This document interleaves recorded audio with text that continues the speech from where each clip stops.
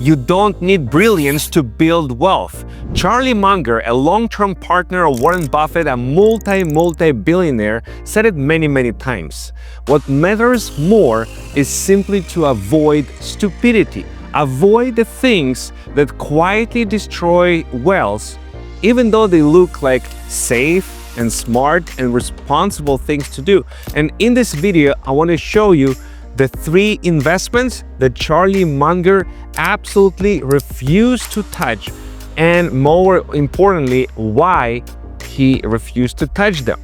It's going to shock you and surprise you, because understanding the logic behind it will allow you to make a better investment decisions for the rest of your life to build wealth. My name is Vitaly, the Billionaire, founder of Financial Freedom Academy, and let's go.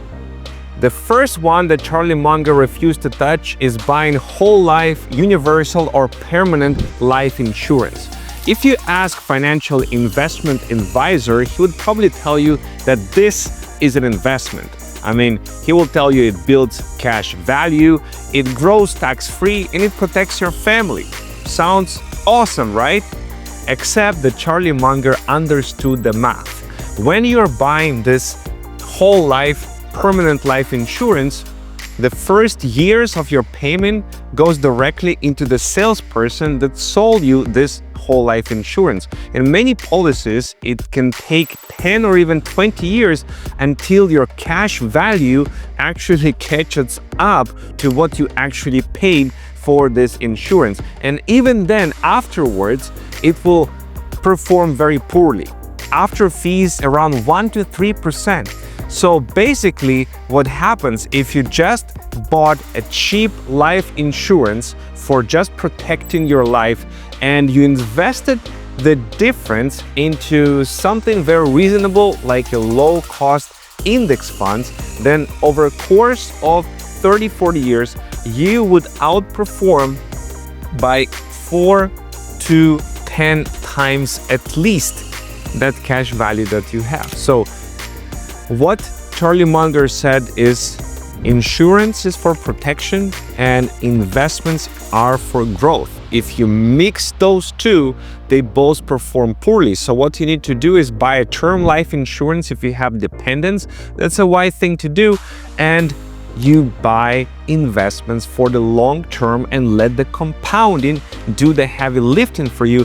This one distinction alone can put hundreds of thousands of dollars, if not millions of dollars more into your pocket. Now, the second investment Charlie Munger wouldn't touch is real estate. Now, this one is shocking, is surprising, I know, because everywhere people scream about you need to have a rental real estate property for cash flow producing, and Charlie Munger was not anti-real estate. He just didn't touch it personally, and here's why. It all sounds very simple. You buy property, it appreciates in value, tenants pay rent, and you get rich and retire wealthy. Sounds amazing, but you need to also consider the following. There is always a closing cost associated with buying real estate. You pay the government when you buy and when you sell. Then there is the maintenance, then there is the repairs, then there is the taxes on the property, and then there is the insurance.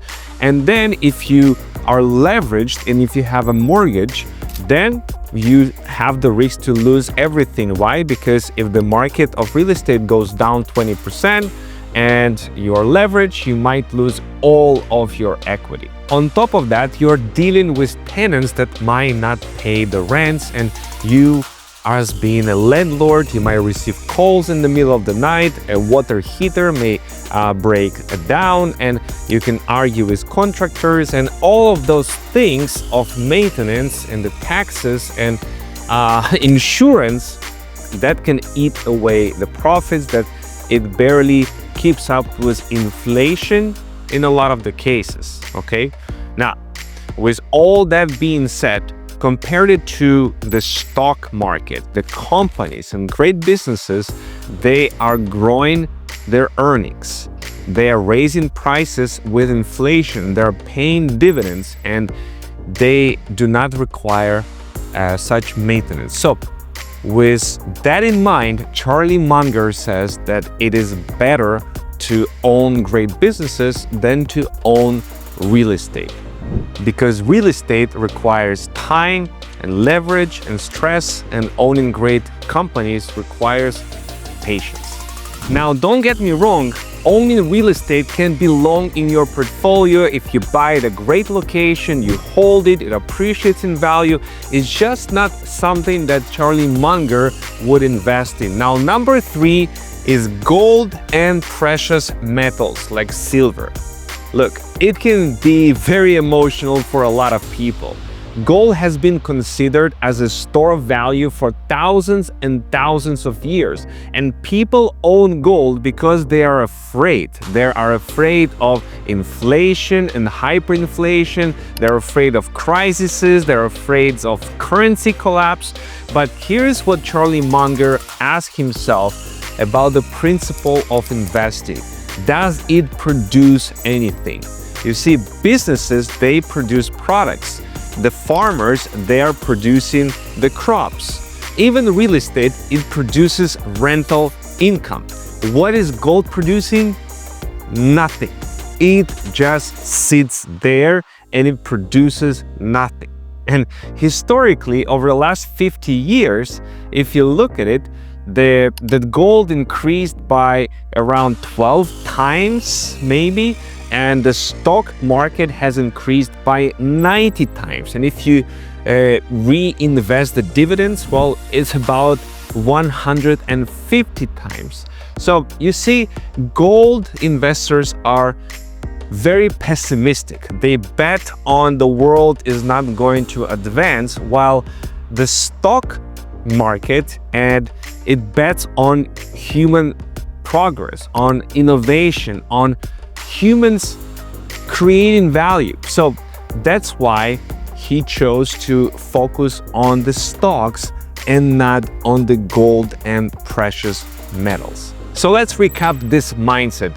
Don't mix insurance and investing. Buy term insurance and invest the difference. Don't chase real estate just because it feels tangible. Invest in businesses that grow without your labor. And don't invest in gold and precious metals just because it feels safe. Instead, let the compounding do its work for something that is productive assets. You don't need to predict the markets, you don't need to have a high IQ, you don't need to have insider information.